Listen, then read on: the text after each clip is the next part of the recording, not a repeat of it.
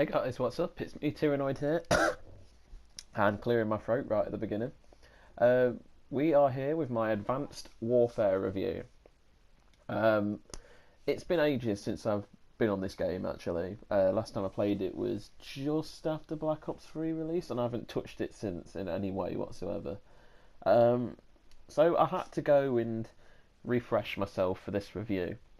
Now, there is one thing I'm going to be leaving out of this review, and that's zombies, because although there is zombies, it's not in the base game. Every bit of zombies is part of DLC. So if you're just buying the base game, then you're not going to get zombies. So I won't bother reviewing that and bringing it into the experience. But there's basically three parts to Advanced Warfare. There's the campaign, the survival, and the multiplayer. So I'll go through each of them for you. So starting off, before we talk about any of that, the graphics for this game, when I first jumped on it, it was such a leap from COD Ghost. COD Ghost still had that last gen look. This game was just like, yeah, we're going to utilise the power of next gen. There's some pre-rendered cutscenes in here that look absolutely realistic, but even the gameplay looks really great. There's loads of great visual effects going on. It's really good. It has, you can definitely tell they have improved a bit more in the newer ones, but this is still a good looking game. So jumping right in, the campaign is basically you're going to be playing as the same character throughout the whole thing, unlike the whole world swapping thing you normally do in the older CODs. So basically, you are playing as Mitchell, I believe his name is. I keep getting them mixed up. I'm not that good with the names.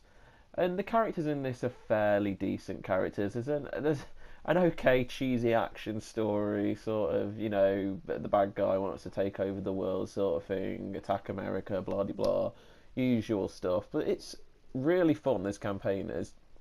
There's not much innovation. It's kind of like one of the old campaigns that you would have found on the PS3, but all the levels are absolutely fantastic. There's loads of cool action set pieces.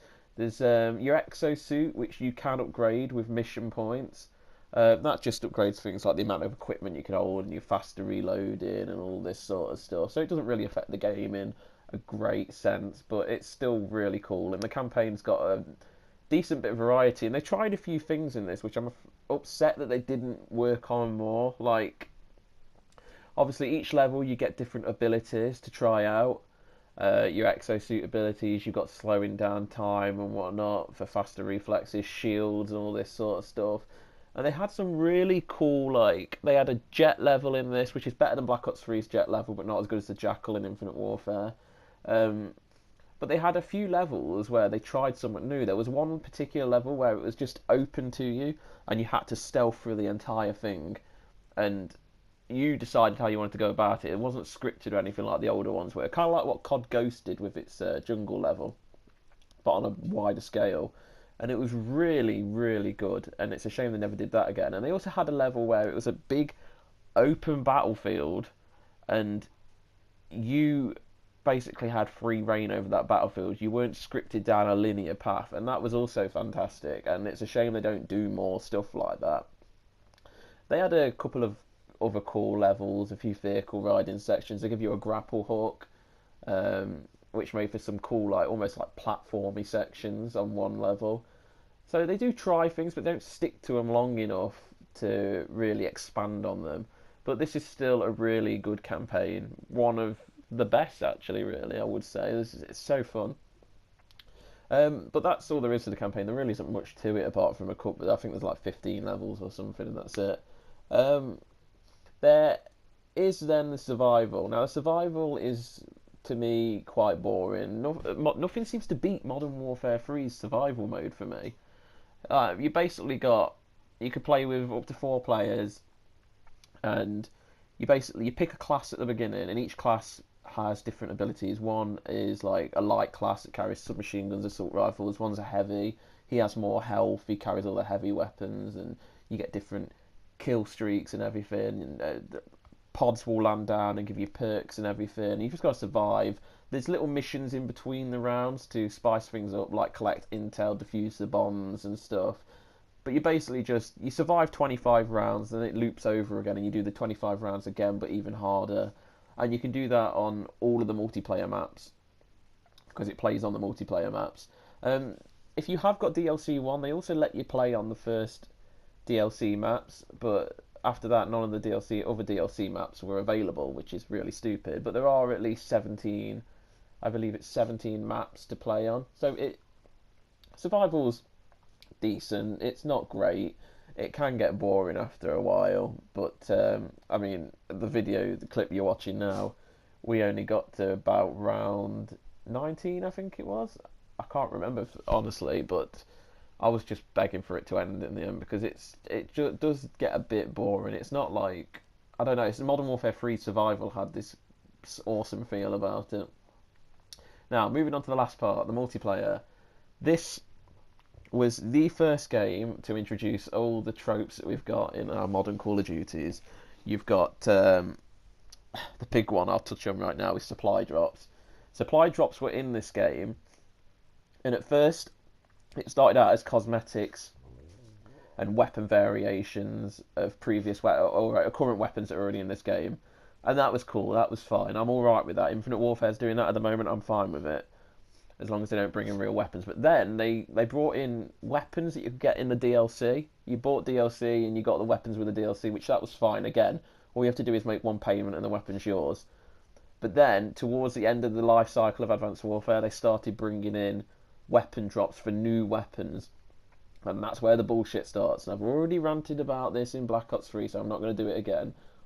But this was pretty much the game that Activision started doing this on. I'm not going to blame Sledgehammer because I know it's Activision, and everyone needs to understand that Activision are assholes. Moving on though, the gameplay. It feels kind of clunky going back to it right now, but this is the thing that started the advanced movement. Now it's nothing. I am not lying. Go back to this. It is so different to what we've got now. We've got this really refined advanced movement. This one is kind of clunky. It's kind of like a boots on the ground COD with a double jump. There's no wall running or anything like that. It's closest to the boots on the ground CODs than the newer ones. And it doesn't really change much up, to be fair. You've got a pick 13 system, just like the pick 10 system, only this time your kill streaks are also in on that pick 10. And you've got your basic stuff, you know, you've got your weapons, you level them up to unlock the attachments, you can unlock camos, you place your perks on and everything. It's very similar to before. You've got your kill streaks. All your usual game modes. There's a couple of good new game modes like Uplink and everything. Uplink was absolutely fantastic in this game. This was the game it was designed for. Black Ops 3's Uplink was rubbish. This Uplink was amazing. You've got a couple of old game modes as well, like Infected, Gun Game, you know, your usuals, Domination, Team Deathmatch. The map design is alright. It's not the best, but I found it to be better than Black Ops 3's map design. I found the maps in Black Ops 3 to be quite, like, well, I've already discussed it, so I'm not going to go over it again. But the maps are pretty good for this. But there's not much to it. It's not really that different to any other COD. It's just the fact that the jumping around just makes it more fast-paced and energetic. You've got sliding and everything as well, and the jumping can get annoying though. It could be real, especially if you're using something like a sniper or something, because people are hopping around constantly in the air. They really did like overuse the jumping sometimes. You didn't always need to be jumping, but they did. So the multiplayer can get annoying, but this is definitely not the worst COD. I don't actually know what I would claim to be the worst COD. I mean, the campaign for this is amazing, the survival is subpar, and the multiplayer is okay. Going back to it now, I don't hate the multiplayer as much as I did in the day. I think I was struggling to adjust, but after going on to Black Ops 3 and Infinite Warfare, this multiplayer is quite easy. But for anyone who hasn't got this game, who hasn't bought it, it's hard to recommend it, in the sense, like, if you like your campaigns, you could probably pick this up for really cheap now, buy it for the campaign and the survival. But for the multiplayer, I mean, the multiplayer's, it's got people, but it was always quite hard to find a game, even in, like, the heyday of this game. So now it's even harder to find a game, and I was struggling to find games in most lobbies. So I wouldn't recommend you to buy this game for the multiplayer. And I'm sorry, guys, my dog appears to be barking really loudly during this review. But yeah, buy the game for the campaign and the co-op, but not really for the multiplayer, because the multiplayer is not the greatest, and it's pretty deserted and empty now.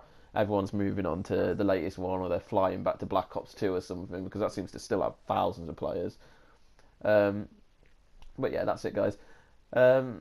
My next review is going to be COD Ghosts, and then when COD Ghosts is done, we're finally done with all the Call of Duties. And then I'll move on to something else. I don't know what else I'm going to review. I've got a list of games. I've still got loads to review. So we'll see where that goes. Thanks for watching, guys. And if you did like this video, press that like button. Also, if I can interest you in that subscribe button, that would be great. And yeah, I'll see you next time.